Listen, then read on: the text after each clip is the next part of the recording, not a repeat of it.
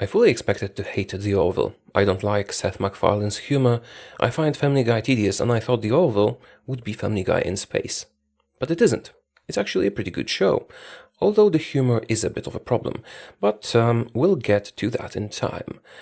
I've decided to make a comparison between Orville and Star Trek Discovery and compare them in specific things. I have made 17 talking points in which I will explain how, in my opinion, The Orville is actually a better show and a better Star Trek show than Star Trek Discovery. And if you disagree with me, before you type in that I'm an idiot and The Orville is stupid or Discovery is amazing, please listen to my arguments and maybe I'll change your mind. And if not, then you can point out my specific mistakes, which is fun for you, I suppose.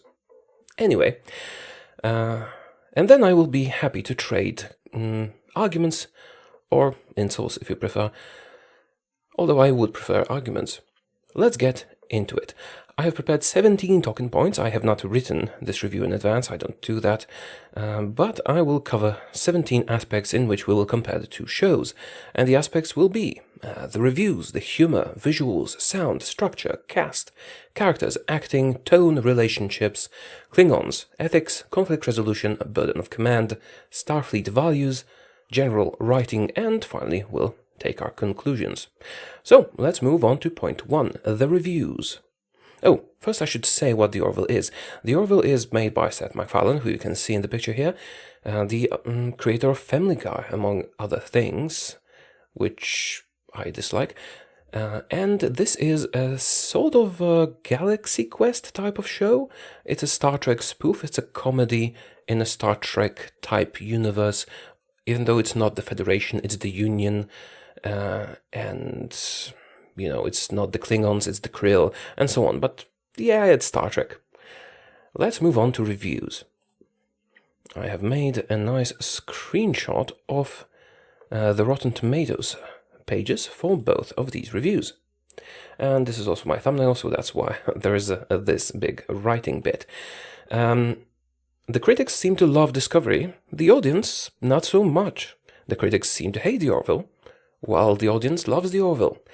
And that is why I think sites like Rotten Tomatoes should show both review scores and not just the critic score when they recommend a show. Because, yeah, the critics dislike The Orville so very much, but I actually find it quite enjoyable and much more enjoyable than Discovery. And I'm not alone in this, just look at the numbers. More people like The Orville. And there's nothing wrong with the critics having their own opinions and, you know, disagreeing with the general audience. But I think a site like this should show both scores, because I trust the audience more than I trust the critics. That's just me. Okay, so let's move on to the elephant in the room, the humor. Because, as I stated already, I dislike Seth MacFarlane's humor. Let's go back to the general cast of The Orville. And The Orville does, I should say that the trailer actually misrepresents The Orville, because in the trailer you get all the jokes and you focus on the jokes, and there's actually not that many of them. And yes, they are what you would expect. They are rather stupid and tedious, but there's not that much of it. And if you kind of, you know, phase out the jokes, if you forget the jokes, it's actually a pretty great show. And much better than Discovery. But I'll get on with justifying why I think it's better. Still, the humor. When the show focuses on a joke, it's horrible. It's just tedious, boring, unfunny, and so on. But I would expect that of, you know, the creator of Family Guy, because I don't like Family Guy. For example, in the first episode, they have a big video chat, and there's a dog licking his balls in the background, which is silly humor, but it would have been fine if they just left it without a comment and someone could you know, notice it on their own and maybe chuckle a little bit, perhaps, if they find that funny. But then the show goes on to have the two guys in the orange shirts in the background in the picture, who are the pilot and the navigator, comment on the dog licking his balls, which makes it so horribly tedious and unfunny. But when the show is laughing at itself and at the genre, it is actually funny sometimes. Because it is quite self-aware, which I wouldn't really expect. Although I suppose Family Guy admits it rips off The Simpsons, so maybe self-awareness is what we can hope for. Anyway, I should also mention that this video contains spoilers for the first 6 episodes of The Orville and for the first 5 episodes of Star Trek Discovery, because this is how many I've watched so far of both shows. Right, so when the show laughs at itself, and when it laughs at the genre, it actually makes me chuckle sometimes. And maybe I'm just not very well refined when it comes to humor.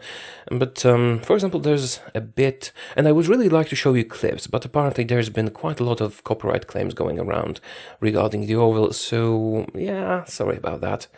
I don't want to risk it, so it's gonna be Google images, pictures, and screenshots.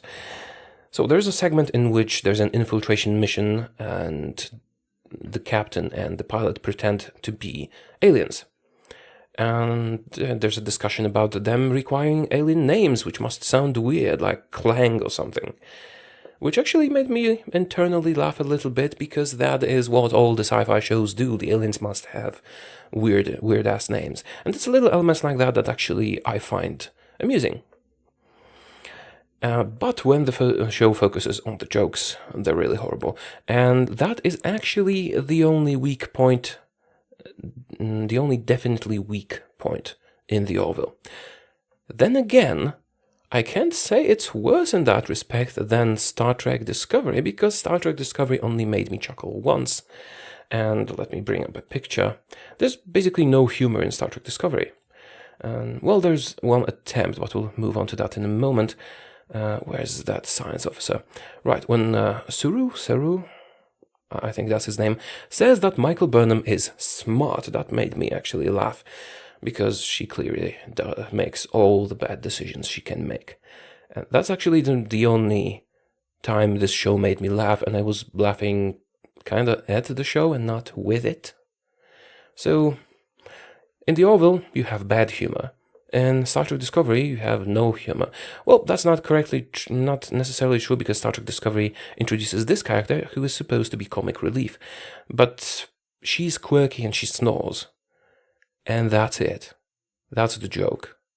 I'm sorry, I prefer a dog licking his balls to that sort of humor, because this is just not funny at all, and it comes all out pathetic. Again, no problem with the actress, problem with the writing and direction. That was point 2, the humor. Conclusion from this point is that if you disregard the shitty humor in The Orville, it's actually a wonderful show. If the bad humor is too much for you, then it's probably not for you. Let's move on to the visuals. The visuals and the visual tone of the two pictures.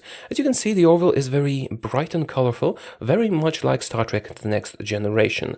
If you watch The Orville, you will have sort of the flashback feeling to Star Trek Next Generation, because this is clearly what this was modeled after. In contrast, when you go to Star Trek Discovery, it's all dark and gritty and, dark and even more dark. And it's pretty sometimes, but it's mostly dark. And even the brighter places are still quite dark. I think I've said this word a bit too many times. As for the special effects, I actually prefer the minimalistic approach to special effects that The Orville has, because the flashy explosions and lens flares and weird lighting that just, blurs the image in Discovery makes it difficult for me to see what's actually going on, and the explosions, lens flares, and tilted cameras and all that. That's more tiresome than awesome for me. And for The Orville, I must say that the visuals might not be impressive, because the special effects are clearly have a lower budget and so on, but some of them look cool. For example, this is the ship, and I think this looks nicer, brighter, you can see more details, and it's not as fast-paced in the visual department as Discovery.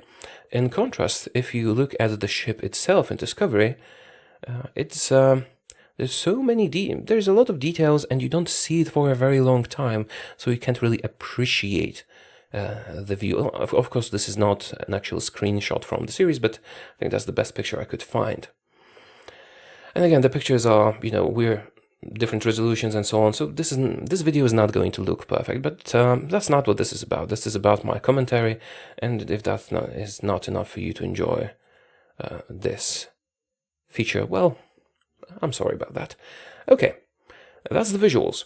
The conclusion from the visuals point is that the Orville has pretty much the visuals of Star Trek Next Generation.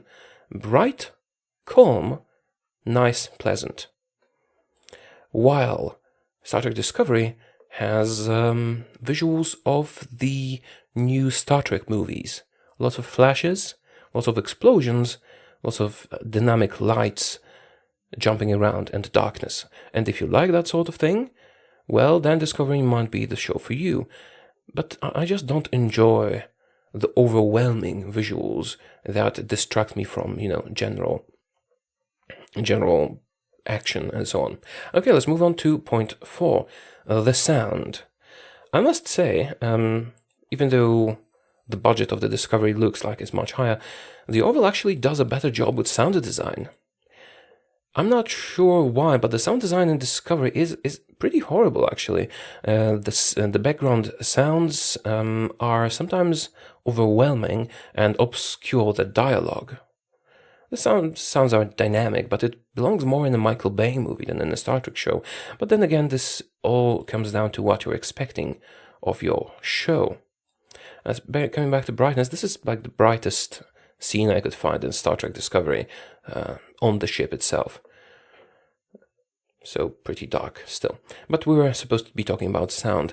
Yeah, in terms of sound design, I find it problematic in Discovery that sometimes you can't understand what the characters are talking about, not because of, their bad acting or whatever. We've touched on that in my other video about Star Trek Discovery, but because the background sound is overwhelming. And I understand that they're trying, for example, to give the impression that the explosions are so overwhelming that the crew on the bridge doesn't know what's going on and so on. But for me, it was more like, what did he say? Sorry, what did you say? Which is a bit, I'm gonna be randomly switching pictures when I'm talking like this, which is a bit of a problem for me, because I can't focus on the story when all the sound design is making it difficult for me. Maybe it's just me. Maybe you like this sort of thing. This is not a clear good, bad. But in my opinion, Orville has much more, attention to sound design. Okay, let's move on to point 5, the structure of the show. This might be one of the biggest problems classic Star Trek fans have with Star Trek Discovery, because the classic Star Trek, all the classic Star Trek shows, if you think about it, they had one big premise, one big story arc, but each episode was its own story. In each of these episodes, they had a beginning, then the action happened, and then it was neatly wrapped up, apart from some of the two-parters and brief times in which a larger story arc was explored. Now, in Discovery, you basically have the episodes be parts of a larger story, all of them. It's like a very long movie, which is not what you would expect of Star Trek.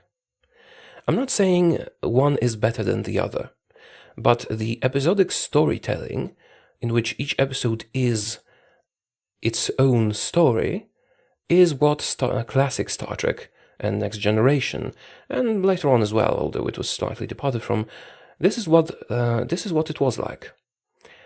It was never a long movie apart from the two-parter episodes. It was always one episode, one story. And it was very cool in that, for me at least, because you can just come in the middle of the series when it was on TV and watch an episode and not be out of the story. But that is sort of what you prefer, sort of thing, not clearly good, bad. Let's move on to the cast. Now, I must say I'm impressed with the Orville, because it seems like a, silly, almost B-rank TV show, but it has, Seth MacFarlane, if you like him, you like him, if you don't, you don't. Let me bring up the general cast. And most of these are not very well-known actors, although Star Trek fans will recognize the Doctor Lady on the left of the picture. I think she was on Deep Space Nine as a smuggler / Sisko's love interest. I think so. My memory's a bit fuzzy and I didn't check it, but I think that's her. And that's the general cast. But the Orville features, for example, Liam Neeson. This is Liam Neeson in the Orville. And there's also Charlize Theron. Where's the Charlize Theron picture? Yeah, she doesn't look like that. It's just something someone glued together, and I find it amusing. So here you have it. She actually looks like, where is she? Like that on the show. Well, I still like Charlize Theron, although she has been in some bad movies. Like I think she was in the Wild West thing that Seth MacFarlane did. That was just horrible. Anyway, yeah, you have some cool cameos. The fact that Liam Neeson was in it was just a very nice surprise. As for the Discovery, well, from the big names, you have Michelle Yeoh, who I thoroughly hated in the Discovery, but that's in the other video that you probably watched if you're here. And you have Captain Lorca, I think that's what he's called. What's his name? Isaacs? Jason Isaacs? I think so. I'm really not good with names. And Sonequa Martin Green. Sorry if I butcher any of the names. I don't have, like a cheat sheet with the names here. And I'm very bad at remembering them. And they're good actors. But they're not, like super major names like Liam Neeson, although he is just a cameo. As for the cast itself, the cast of the Orville is decent. It's fine. It feels sort of Galaxy Quest-like. And I have nothing bad to say about the cast, although if you tone out the humor, which is pretty bad. Now let's move on to point 7, the characters. The characters in the Orville are sort of one-dimensional caricatures sometimes, but not really. They have some depth to them. They might seem shallow at first, but then they are explored further. So let's look at this picture and go from the left. The Doctor Lady on the left, she is supposed to be this super wise sage character, and that is used in the story. I'll talk about that a bit later. Then we have the machine intelligence guy, which is very clearly a guy in a costume, but that's fine. And he's sort of here to observe and explore humanity. And you get sort of a Data vibe from him. He was clearly modeled about Lieutenant Commander Data, but also not exactly, because he is a machine intelligence that perceives human to be inferior yet interesting. And then we have the captain. Let's get into the story a little bit, the backstory. There's the captain, and next to him it's his ex-wife. That's what the drama comes from. He's a sort of a B-line captain, not very good, but they have tons of ships, so they get him in anyway. And she cheated on him with a blue alien, and now she's trying to make amends for it. In the background we see, I forgot his name. The alien, I have it somewhere here on another picture, because I thought I would show the other picture first. Bortus. Bortus is from a species in which all the people in this species are male, and they can reproduce male to male, which is sort of interesting, I suppose. And he also has his own character. He also explores humanity in a way, but we'll get a bit more of that when we're discussing the ethical questions in both shows. Let's go back to the general picture of the cast. After that, we have the pilot. I'm very bad with remembering names, that's why I don't remember most of them. Then we have the pilot, who's a drunk, and he cracks bad jokes all the time with the navigator, the guy next to him. And, this is they're the comic relief characters, I suppose. Again, I don't like comic relief in those shows, but that's just my opinion. And they crack most of the bad jokes. Still, they do have some backstory, although it wasn't delved into that much. And finally, the girl on the right, she's very young, although she's very young, she's also the chief security officer, but that's explained. She comes from a species with super strength, so when she signed on to Seth MacFarlane's equivalent of Starfleet, she was given the fast track to advancement in the fleet. And again, the thing about her is she is super strong because of a high gravity planet. It requires some suspension of disbelief because even on a high gravity planet like that, you wouldn't have that level of super strength because no. Still, it's explained, it's a gimmick, fine with that. Also, she is an interesting character when we explore her a little bit when she is forced to take command in one of the episodes. But I will discuss this in the burden of command point. As for the Discovery, well, I shouldn't have also discussed the ex-wife. She wants to make amends for her mistakes in the past, and she's trying to make her ex-husband's career move again because it stalled because of her and what she did. Yeah, I'm not going to explore that too much, but the characters all feel like real people. Maybe apart from the navigator and the pilot, who seem a little bit like comical caricatures. But apart from that, they all feel like real people. Now let's compare that to the Discovery. Well, we have her. She dies. So let's not get too much into that. We have the science officer, who is unsure, cautious, has a little bit of a grudge and a superiority complex, maybe. He's fine. No problem with him. We have the main character, Michael Burnham. I have her somewhere in here. Sneakwa. Yeah, she's a good actress. I blame the direction. Because in some scenes we can see her express normal human emotions. But starting from episode 3, basically, in most scenes, I know she can do real human characters. I think she's just directed wrong. She defaults to one of two emotional states. Either nice and pleasant and trying to convince someone to do something or not do something, and being all logical and, caring and good, or she just acts rude and obnoxious and bitchy. That's the two things we see from her since episode 3 to episode 5, which is how many I've seen so far. And I know she can act. I know the actress can act because, for example, when the little scene when we have her and Sarek together, she's acting like a completely different person. So I blame the director for this. She doesn't really show much emotion. We have the captain. We have Captain Lorca. Who is this ends justify the means kind of person. And I think he's actually well developed in that regard.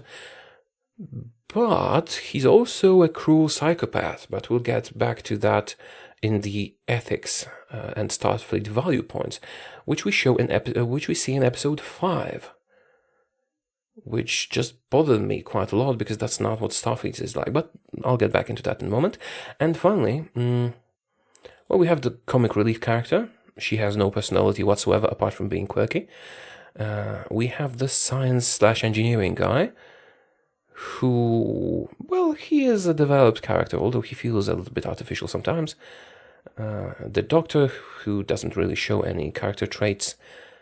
He is in a gay relationship with the guy we just saw. Oh, that's the different doctor. Sorry, not him. Where's the other doctor picture? I don't think I have the screenshot. Damn it, I forgot the screenshot. Oh no, I do have it, but we'll get back to that in the gay relationships, because there's actually gay relationships in both shows, so we'll have like a who did it better situation. And that's pretty much it when it comes to characters. Oh right, there's also the Klingon, but he's just also doesn't have much personality apart from being Klingon. Well, that's fine, they're just Klingons. So, as for the characters, the Orville characters feel more like human beings, maybe because they're given more time to actually, explore the characters rather than focus on fighting, shooting, and explosions. But that's that's just my opinion. Now, I sort of touched on on point 8, which is acting in what we just said, so I think we can move on with that. I can't really say anyone is acting all wrong or has very bad acting, apart from Michelle Yeoh, who I disliked. But also, I must say the character direction, is not so great in the Orville. In Discovery. In the Orville, it's okay, although the two guys in the orange shirts in the back, they're mostly comic relief, and they don't show much personality. As for character direction, we see it in moments like the burden of command situations, which we'll explore in a moment. As for Discovery, I think your character direction cannot be good if you have a character that has no personality but appears a lot in the film. Still, my biggest problem with character direction in Discovery is that main character Michael Burnham has only 2 emotional states, and that's clearly not the actress's fault because she can act better than that. So yeah, I still think acting might be a little bit better in the Orville, although the balance is tipped very much by the fact that it has like Liam Neeson in it, or real character moments, because even a wonderful actor cannot act really well if they get bad scripts. Okay, let's go on to the tone of the whole series. Now, this was one of my biggest problems with Discovery, because Star Trek, maybe I'm a bit of an old school kind of guy, but I like my Star Trek to be Roddenberry's Star Trek. And I don't mean no conflict in between characters, because that's not necessarily great. But the main point in Roddenberry's Star Trek vision was an optimistic view of the future, where everyone gets along. Maybe there's conflict sometimes, but in general they do get along and they work together. And the view of the future is optimistic. I guess what I'm trying to say is that I would like to live in Roddenberry's future. I would not want to live in Star Trek Discovery's future, because it's all dark and depressing. And it's not something I would like to be in. This is not an optimistic view of the future. And I guess some people like it, like, let's be real. Sorry about the graphic image. I wanted to open a different one. Let's be real and let's explore all the evil things in Star Trek. But you can explore evil without being pessimistic. And in general, the tone of Star Trek Discovery is pessimistic. Everything is crap, we're at war, we're killing each other, and so on. And you might like this. It's fine if you like this. But it's not really Star Trek tone. Star Trek was always about having an optimistic future, about everything being good in the future, all our problems being resolved in the future. And this is just depressing, because everyone's unhappy, it seems, in Discovery. And I know it's war, but still, when I tone... This Star Trek Discovery would be great if it wasn't Star Trek. If it was like no-name sci-fi, like a Michael Bay movie, then it would be great. But if it says Star Trek, I'm expecting Star Trek. And maybe that's my fault. Maybe I'm expecting the old things when we should move on to new things. But I still like my Star Trek optimistic. I like my Star Trek to show me a future I would like to live in. Alright, and as for the Orville, it's in tone, it's basically Star Trek Next Generation. We have problems, but all is good. For example, one of the characters gets their leg cut off, and the conclusion of that is, it's fine, let's just have the doctor regenerate that. It might be silly, but it's optimistic, and it's nice, and it's like a warm, cozy blanket, which I, as a fan of the Next Generation, can just slip into. And I like that. That makes me happy. Now, let's explore the relationships. Now, in Star Trek Discovery, we don't have a lot of... Well, first we'll talk about relationships in general, and then we'll talk about gay relationships, because there's gay relationships between two men in both series. So we'll have a little bit of a who did it better situation. So, first, general relationships. In the Orville, we have 3 mentions of relationships. We have the main two characters, and the captain and the first officer, who used to be married, and obviously there's drama and stuff. Still, they feel like a little bit over-exaggerated maybe, but like real people.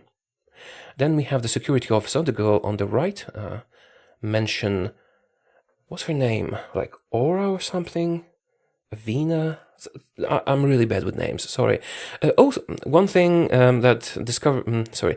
Orville made me chuckle when they actually pointed this out. There's a lot of characters, combat situation, lots of stuff happening, and the captain says, make room for, I want to say Avina, it's probably incorrect. He says, make room for Avina. And another character asks, who's Avina? And she's, I'm Avina. And the response to that is, oh, sorry, I'm still learning names. And I immediately felt a connection to this character, because at the beginning of these series, I never know who's who in regards to names. But maybe that's just me, because I'm really bad at remembering names. And it's probably not Avina, it's something different, probably. Sorry, I'll check it later, but for now, if I were to do it now, I'd have to, Google it, and that would interrupt my recording. And I want to retain this feel of unedited footage when I'm just talking about this, because this is uncut. I'm just displaying images on my screen and talking over them, and some of you like that, and some of you prefer my more concise, edited, streamlined sort of content. But let's move on. In Discovery, we don't really see any relationships apart from the one gay relationship that there is. So let's move on to that. In Discovery episode 5, we have a nice little scene in which the doctor and the science guy, it's shown that they are in a gay relationship. And I probably shouldn't say gay relationship. It's obvious it's gay because it's two men. They're just in a relationship. And for the record, I want to say I have absolutely nothing against same-sex relationships. You are what you are, and you do you. Be happy. My issue is that it seems that the two characters don't really have any chemistry on screen, so it feels a little bit forced. But maybe I'm nitpicking with that a little bit. Maybe we haven't seen enough of this. Maybe we'll explore more, because the show didn't have much time to show us more about the relationship, because it was busy showing us explosions. Now, if we switch to the Orville, the second officer, the alien Bortus, all of his species is basically male, and he and his mate, that's what they call the relationship, are together on the ship, and they're both men, and they're in a relationship. And it actually feels like a real one. There is some drama, we'll get onto that in the ethics discussion, but they have an argument which feels like an argument a real couple could have. And that's great. It makes this feel real. It makes me invested in the character, because I feel like the character is a real person. Now, if we move on to, wait a minute, I can't find. Get me a moment. I lost the picture I wanted to show you. Okay, let's forget it then. Let's move on to the next. Or I'll just say what was supposed to be in the picture. They have a fight, and his mate, his partner, he has a sad day because of that. And we see him eating ice cream and watching bad movies, and that's just gives us a little bit of a connection to the characters. I know it's basic sitcom stuff, but sometimes you need some basic sitcom stuff to make the characters feel real. Also, there's a bit of a relationship between Charlize Theron's character and the captain, because, of course, Seth wouldn't pass that up. It's Charlize Theron. Well, it works in the context of the episode. Now, let's move on to point number 11 of 17, so you're still going to be here for a while, unless you're bored already. The Klingons. Now, Star Trek Discovery has faced much backlash from the fans for redesigning the Klingons, with no reason to do so. But let's leave that alone for now. Let's talk about how real they feel and their motivations and ethics. The Klingons are a warrior race, and we discussed this a lot in Star Trek Next Generation, which focuses quite a lot on the Klingons in some episodes. And we know a lot about their culture. It's a warrior culture, and, Klingon superiority and all that. But their motivations are not really explained well. It seems like they fight because they like to fight, because it makes them feel powerful. And I suppose this kind of works. But these are Orville's Klingons. They're obviously not called Klingons. They're called Krill, but it's kind of obvious what they're modeled after. And they're also an aggressive warrior race who raids others, and all that. But we actually get into their motivations a bit. They are a religious society, a deeply religious society, and their religious beliefs tell them that all creatures that are not Krill, that are not them, are without souls. So it's okay to do whatever with them, because you wouldn't feel bad about smashing a computer. I mean, you might feel bad because it's a perfectly good computer, why would you smash it? But you wouldn't feel like you've killed someone if you smashed a computer. And they compare other sentient species to computers because, they do stuff, but they don't have souls, therefore it's fine to kill them. And it's a nice little twist that you actually get a justification for them, and some of them seem to question it. The children seem to question it. Why? And that again makes them, well, not really feel human, because obviously they're not, but it makes us sort of sympathize with them. Whereas Discovery just glosses over this stuff. They're Klingons and they're bad and aggressive because they're Klingons and they're bad and aggressive. Which I found to be a nice touch. Okay, let's move on to ethics. That's a big thing, because Star Trek was always, most of the time, Star Trek was about ethical dilemmas and facing an ethical dilemma and finding a solution to it.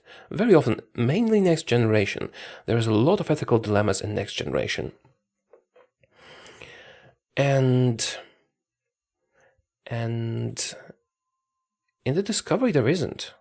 Well, there is one. I think that's episode 5, when we have an ethical dilemma whether we should exploit this alien creature to make our ship fly.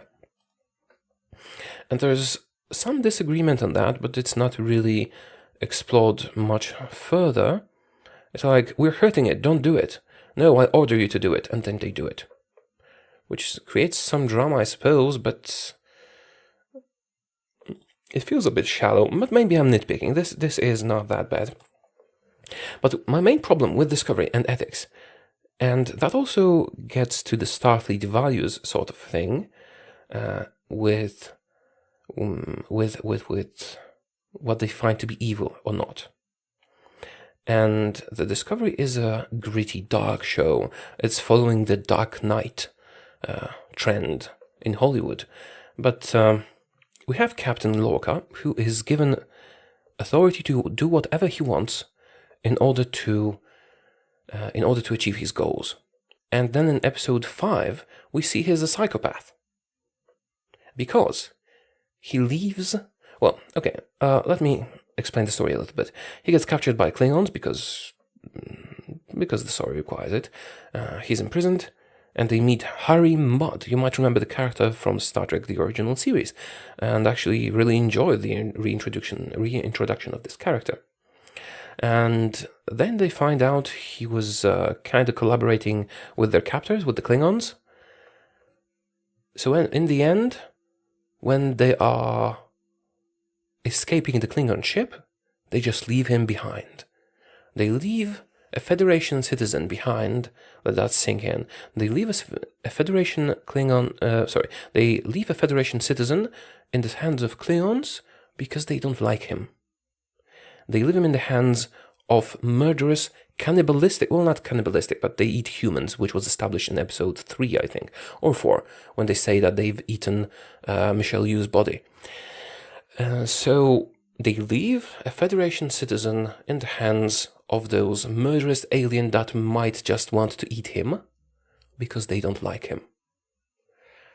And this just feels so un-Star Trek. This feels so un-Starfleet. When does Kirk or Picard leave someone to die because they don't like them? Apart from the Star Trek movies, but the Star Trek movies are shit. When? This made me not want to watch the next episodes of Discovery. I mean, I dislike Discovery, but I'm still watching it because I'm hoping it will get better. And I had a feeling like it's getting better in episodes 3 and 4, but then in 5 this happens. And I'm just like, who are these people? Ask yourself, would you leave someone you don't like to die because you don't like them? This is just... I don't know. This is... Okay, on Starfleet. Moving on. Now, and when it comes to ethics in... Well, yeah, Discovery has this they're bad, so let's kill them mentality.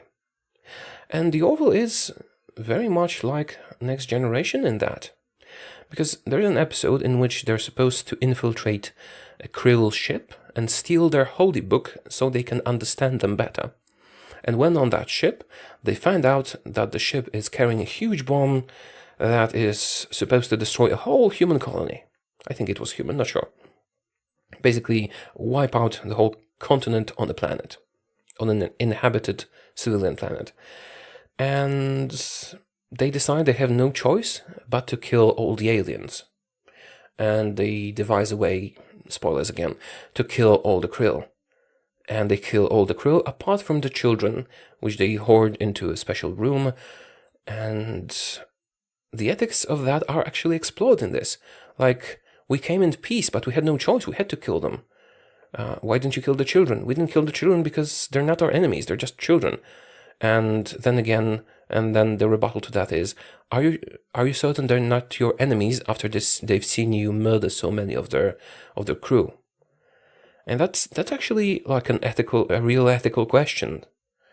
And in another episode, which I found to be really refreshing, the episode as a whole, not this particular part, Bortus, the alien guy in the background, and his partner, they have a child that hatches out of an egg. And it's a girl. And apparently on their planet, being female is considered to be a deformity and an abnormality, and they just do sex change operations on all the babies to switch them over to male gender, and males can reproduce with males. And so this is explored, whether, because they're on a fleet vessel, the question is explored whether they have the right to perform this operation on a child without the child's consent. And actually the show quite accurately draws comparisons to circumcision. And if that's not okay, why is circumcision okay? And I would kind of ask the same question, but that's a cultural thing, I suppose. Although I still think that is a horrible thing to do to a child that can't decide for itself. Well, hey, that's what religious societies do. Again, this ethical question is explored, and I found this a little bit amusing, but also quite accurate. The crew uses Rudolph the Red-Nosed Reindeer to convince Bortus that being different doesn't mean being worse. And then we have a whole tribunal sort of thing in which we have a debate whether it's okay to convert the child's gender or not, and the tribunal is supposed to decide. And after seemingly the crew has convinced everyone that they should leave the child as it is and eventually maybe let her decide for herself, this is a really interesting point that I actually applaud the show for. In the end, the tribunal still decides to perform the sex change operation on the baby. And the audience is left all sad and angry about that. But in all seriousness, that's what would probably happen in that alien society. So we're left with that ethical dilemma, and it has repercussions because it creates tensions between Bortus, who was against it, and his mate, who was for it. And yeah, that's like a real ethical question that's explored in the series. Whereas in Discovery, there really isn't any. There aren't really ethics. There's like, let's not hurt this animal. And that's it. It's not like a real ethical question, because, yeah, don't hurt that animal. Well, maybe I'm being a little bit unfair. Maybe is it okay to hurt this animal to save a person's life? Okay, and it's not really an animal. It's like a possibly sentient alien. But it's a much less of a question, and there's just this one. And also the captain is a psychopath who leaves someone he doesn't like to die. Again, moving on. Part 13 of 7. Oh, bloody hell, this is almost an hour long already. I hope you're still watching. Let's move on to conflict resolution. Conflict resolution in Discovery is done by brute force and shooting and explosions. And more shooting and more explosions. Let me bring up a clip of Discovery. Do we have any explosions? Do I really have any explosion screenshots of Discovery? I don't think so, but there's lots of shooting and explosions and stuff. I'll just bring up Daft Punk because I like Daft Punk. So, in Discovery, all the conflict resolution is done by shooting. They're like bombing stuff and shooting the Klingons and escaping from the ship by shooting them. And I suppose that's correct in this story that they're telling, but it's their decision to tell that kind of story. Whereas Discovery moves more towards the traditional Star Trek conflict resolution, even if there is violence, the main tool is being clever. In the first episode, okay, let me tell you a bit about the first episode. The first episode was, I think, was the weakest so far, maybe because of all the bad jokes that were in it. But it feels like the show is decreasing the amount of jokes that are in it with each coming episode. So it's kind of growing more mature, I think, because maybe it realized it doesn't need to be cracking jokes to keep people engaged. So in the first episode, they go to a planet. And on that planet, the scientists have made a time-accelerating device, which can be used as a weapon, but can be also used to grow crops and feed people in a matter of seconds, because it accelerates time in a separate zone. And then they also establish that they have genetically modified redwood seeds that will grow a forest out of almost anything within 100 years or so. Then we have some conflict with the Krill, and in the end our crew is forced to surrender because otherwise they'll get killed. And they devise a clever plan to beat them. They send over the device with a seed of redwood strapped to the end of the beam with glue, and when the show's Klingons, which is the Krill, activate the device, it instantly grows a forest within their ship, thus blowing the ship apart. And I thought this was clever. Also, we have an enemy hide on their shuttle when they're flying with the shuttle. And the alien guy gets a gun and threatens everyone with it. They can't really fire at him. But they're all wearing seatbelts and he isn't. So they use that to smash him into the window by braking quickly. And so on. There's just a lot of little clever things that I liked. And you can't really feel the cleverness. We're supposed to think that Michael Burnham is clever for circumventing a breath print with some saliva of her roommate. And that's not clever, that's just stupid security design. Yeah, I can't really find a single moment of cleverness in Discovery at this point. Okay, moving on. We were talking about conflict resolution. There is, and let's combine that with point 14, burden of command. In both shows, there's an episode in which the captain is held captive and a lower ranking officer has to take command. In terms of Orville, it's the girl on the right, the security officer, because Bortus is hatching an egg, and the captain and the first officer have been kidnapped. And in Discovery, it is First Officer Saru, whatever. It's him, this guy. So, conflict resolution and burden of command. Let's talk about the Orville first, because we'll close the conflict resolution point with that. Bring up the picture. So, the girl on the right, yes? The captain and the first officer are kidnapped by a superior alien race that holds them in an alien zoo because they don't consider humans to be smart enough. They look at other sentient species as humans look upon animals. And they're locked in a zoo. So, they don't break them out with a fight. They don't use weapons, torpedoes and shit. They make a deal. They trade them a media library of sitcoms and reality TV from Earth, like the Kardashians and other shit, for the captain and the first officer, because all the aliens really wanted was to see humans in their natural environment to show them off as entertainment. And I think this is very clever because it takes the motivation of the adversary and works off of that and finds a resolution that is not necessarily violence. Now, when Discovery's captain is captured, the Klingons just act stupid and the captives gang up on them, hit them knock them out, take their weapons and shoot their way out. It might be effective, but it's not clever, is it? Now, move on to the burden of command. The girl on the right, whose name I don't remember, the security officer in the picture, she has to command the ship.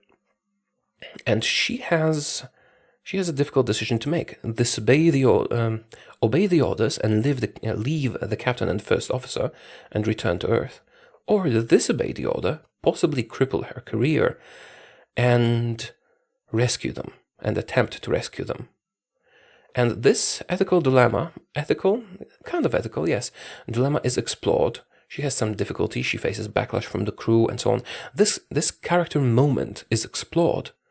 She makes a decision, obviously she comes back to try and rescue them, and she, all turns up well in the end. Although I would be kind of happy if she would, be celebrated by the crew, but also be degraded to a lower rank or something for disobeying a direct order. Now when we contrast that, but the important moment for me was that her motivations, her decision making, and this character moment was actually explored in this.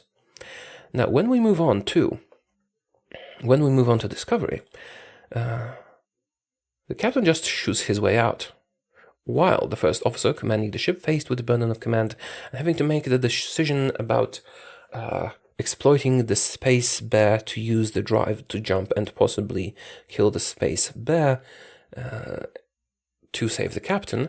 This dilemma seems to be explored, but not really.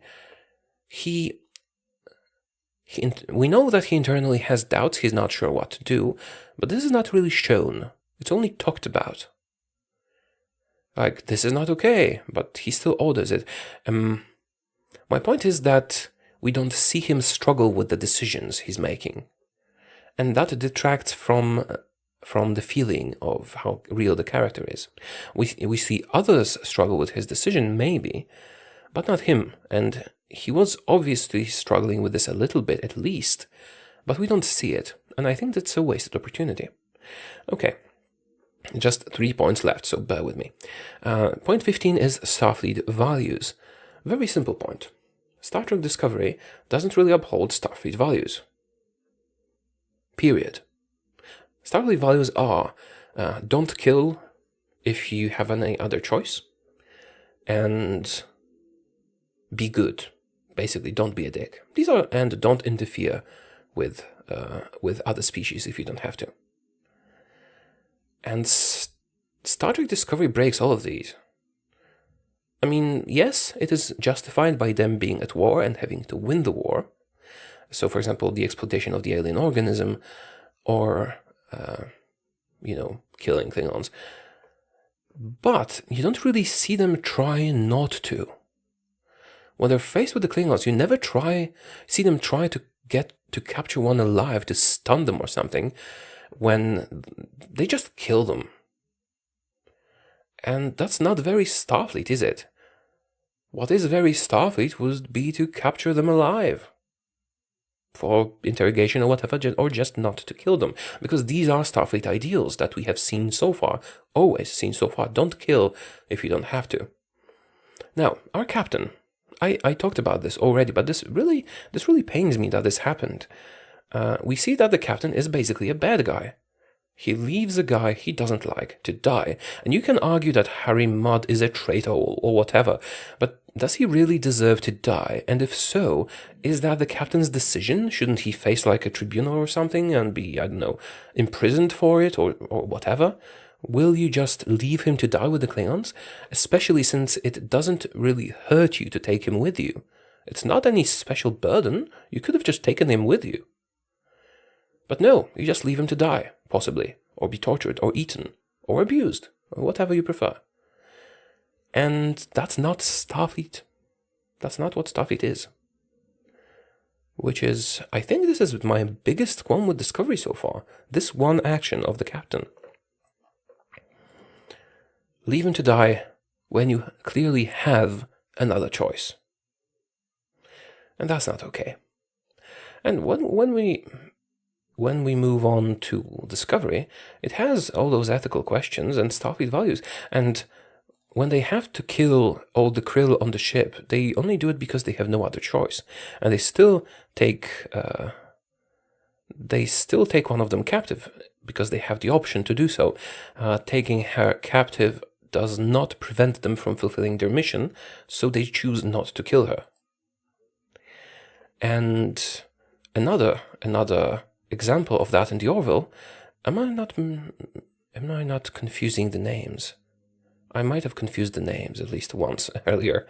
Another example in the Orville is in this episode in which they encounter a huge alien generation ship in which the inhabitants have forgotten that they were in a spaceship. They are led by a religious leader, and he's clearly a dick. And they don't kill him, even though he fully deserves to die because he's a bad guy. They don't kill him, they just stun him and just show the population what the truth is, and rather than killing him. They don't kill when they don't have to. And that is the Starfleet way. So the crew of the Orville, even though it's not technically Star Trek or Starfleet, adhere to Starfleet values much more than the crew of the Discovery. Plain and simple. Anything else I should mention here regarding Starfleet values? I kind of think I've said enough. Alright, and now the general writing. I think the Orville has better writing than Discovery. I pretty much pointed it out in my Discovery is Terrible So Far video, but there are big plot holes, like characters lack motivation to do stuff in the Discovery. Like the Klingons want to start a war because the Klingons want to start a war. Well, theoretically they want to unite the Klingon houses or whatever. But it's not really well motivated. And again, there's serious plot holes. Like, for example, when the captain is captured, how did the aliens get a ship deep into Federation territory stealthily to capture the captain when he's flying in a shuttle? Does Starfleet have no detection, no border defenses or whatever? How did they get there? Because he was meeting with admirals and stuff, and he's returning to his ship, and he gets captured by an alien ship. But supposedly he was meeting with the admirals at a safe location, probably within Federation space, probably well-defended space. And if not, then we should be told that. Like the ship, I don't think the ship is using cloaking technology, and maybe I'm wrong in this. Maybe the ship is using cloaking technology. Maybe I just missed this moment. If I'm wrong, sorry about that. But I don't think it was. And if it wasn't, then this is a serious plot hole. But that's not the only thing about it. Like, how does the Discovery find the captain? They use the last known location, and they move on from there. This is all a little bit spotty. It's lacking proper explanations in some points. And also, the characters are not what you would expect of Starfleet. As I said, the captain is a psychopath, and that's just not very Star Trekky. And when we have the Orville, it's clever. That your writing is actually clever. Each episode tells a different, interesting story. I watched, I think, 6 episodes so far, so let me outline each of them so you can see that there is much more cleverness and story going on. In episode 1, scientists find, I talked about this one already, the scientists find a way to accelerate time in a bubble, which can let them grow crops instantly or just, kill enemies by making them old momentarily. And I think I don't know which episode is which, but I can't really say how it was sequentially done. But then we see the alien zoo thing. That's 2 episodes. We see the baby sex change operation, an ethical dilemma. That's another episode. What else was there? Let me think. I'm kind of forgetting now. Give me a moment. Alright, we see the alien infiltration story bit. We see a rescued time traveler story bit. And we see an alien generation ship story bit. There's much more story there's as much in one episode of the Orville when it comes to story as in all of Discovery so far. Because they need to make room for dramatic stares and explosions and stuff. And that's not what I'm looking for in Star Trek. I'm looking for an interesting story, perhaps a mystery and ethical dilemma, and characters dealing with it. And in Discovery, well, you'll get what you want in Discovery if you're looking for space explosions. So yeah, that's my basic conclusion about the writing of both the shows. And let's move on to final conclusions. The Orville is wonderful if you forget the jokes. The jokes are bad, but if you can find it within yourself to ignore the bad humor and just watch the show for the rest of it, then it's really great. It's like Star Trek The Next Generation is reborn. Different characters, but the same tone. It's optimistic, it's bright, it's fun to watch, and I'm expectantly waiting for the next episode. In contrast, the Discovery is dark, pessimistic. It's not a future I would like to live in. In Discovery, there's just depression and sadness and war and shooting and explosions everywhere. And I don't want to live in that future. And there's characters that feel artificial in Discovery. Discovery would be great as a Michael Bay movie. Discovery is not good as a Star Trek show. Because it's so far from the Star Trek we know and love that it's hardly Star Trek anymore. And The Orville is a comedy show. But if you take the humor out of it, if you can find it within yourself to just disregard the bad jokes, then The Orville is a much better Star Trek than actual Star Trek Discovery. And these are my conclusions. So even The Orville is not Family Guy in space. The jokes are only a small part, and if you can disregard it, it's a wonderful show. And I was really, really unwilling to see The Orville because I thought it was going to be Family Guy in space. And I don't like Family Guy. And the trailer shows it as being Family Guy in space, but it isn't. So I strongly urge you, if you haven't seen The Orville, give it a chance because it is actually good. And I'm really surprised that it is good because I thought it was going to be terrible. But it's good. And I'm eagerly waiting to see the next episode. Thank you for watching, and let me know what you think in the comments, even if you disagree with me. But let's try to be civil this time, okay? And I will gladly trade arguments, but I'd rather not trade insults. I'll see you soon. Goodbye.